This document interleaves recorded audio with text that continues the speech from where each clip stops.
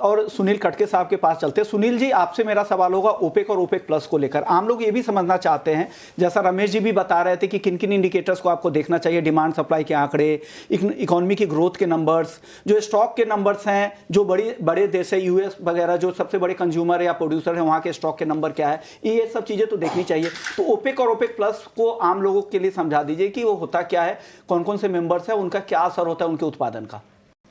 जी विष्णु मोहन जी, सबसे पहले तो मैं शुक्रिया अदा करना चाहूँगा कि ये कमोडिटी महाकुंभ जो आपने इनिशिएटिव लिया है, कमोडिटी मार्केट के लिए एक बहुत बड़ा इवेंट है। जैसे आपने सवाल पूछा, क्रूड ऑयल एक सबसे ज़्यादा ट्रेड करने वाला कमोडिटी है, ग्लोबली भी इसको वाइट ब्लैक गोल्ड के तरफ माना जाता है, और ये सबसे ज़्यादा वोलेटाइल भी रहा है, जैसे रमेश ने बताया। और इसमें सप्लाई और डिमांड जो है एक बहुत मेजर रीज़न नज़र आता है प्राइस के फ्लक्चुएशन में।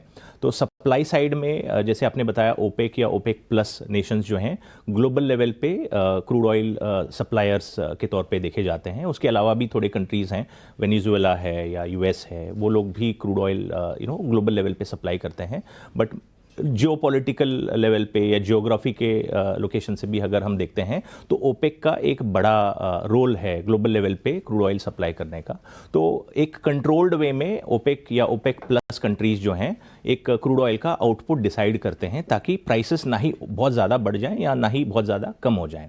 क्योंकि प्राइसेस बहुत ज़्यादा बढ़ने से डिमांड पे इम्पैक्ट आ सकता है, क्योंकि जितना प्राइसेस ज़्यादा होगा तो लोगों का परचेजिंग पावर उतना कम होते जाएगा, और प्राइसेस बहुत कम हो जाएंगे तो ऑब्वियसली ओपेक नेशन या जो प्रोड्यूसर नेशंस हैं उनको नुकसान होता है। तो एक बहुत ही थिन लाइन होता है सप्लाई और डिमांड को मेंटेन करने का, और ओपेक या ओपेक प्लस नेशंस जो हैं, मिडल ईस्टर्न कंट्रीज़ हो गए या ओपेक प्लस बोलते हैं तो रशिया आ गया उसमें, तो वो एक दायरे में एक कंट्रोल्ड वे में आउटपुट जो है डिसाइड करते हैं। और ये जो आउटपुट का जो कंट्रोल्ड वे में डिसाइड करने का जो डिसीजन है, ये ओपेक और ओपेक प्लस नेशंस जो हैं लेते हैं, जिसका इम्पैक्ट जो है ओवरऑल क्रूड ऑयल के ग्लोबल प्राइसेस पे पड़ता है। रिसेंटली हमने देखा कि ओपेक ने डिसाइड किया कि हम आउटपुट जो है कम करेंगे, 2 या 3 मिलियन बैरल कम करेंगे। तो ये न्यूज़ से भाव में आपको 5 से 7% उछाल देखने को मिला। और जैसे ही वो ये स्टेटमेंट देते हैं कि हाँ अभी प्राइसेस एक रीजनेबल लेवल पे आ गए हैं और हम अभी आउटपुट जो है धीरे धीरे बढ़ाएंगे, तो आपको देखने को मिलेगा कि ग्लोबल लेवल पे, क्योंकि सप्लाई बढ़ने की जो न्यूज़ आती है उससे प्राइसेस जो हैं सस्ते होते हुए नजर आएंगे। तो आइडियली जो निवेशक हैं उनको ये एक इम्पॉर्टेंट फैक्टर जो है ट्रैक करते रहना पड़ेगा कि ओपेक का क्या आउटपुट है, सप्लाई डिमांड में उसका क्या रोल अदा हो रहा है, क्या सप्लाई ज़्यादा होने के कारण से भाव गिर सकते हैं या सप्लाई कम होने के कारण भाव बढ़ सकते हैं, इसके ऊपर एक नज़र रखनी चाहिए।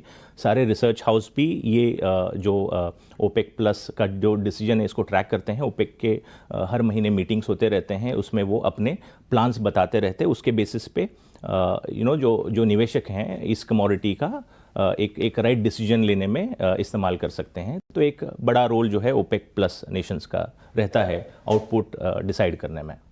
बिल्कुल ठीक है। ओपेक प्लस देशों की जितने भी सदस्य हैं उनका इसमें कंट्रीब्यूशन रहता है, और उनकी मीटिंग्स को, उनकी एक्टिविटी को एनर्जी बास्केट उसे बहुत क्लोजली ट्रैक भी करता है। लेकिन अब थोड़ा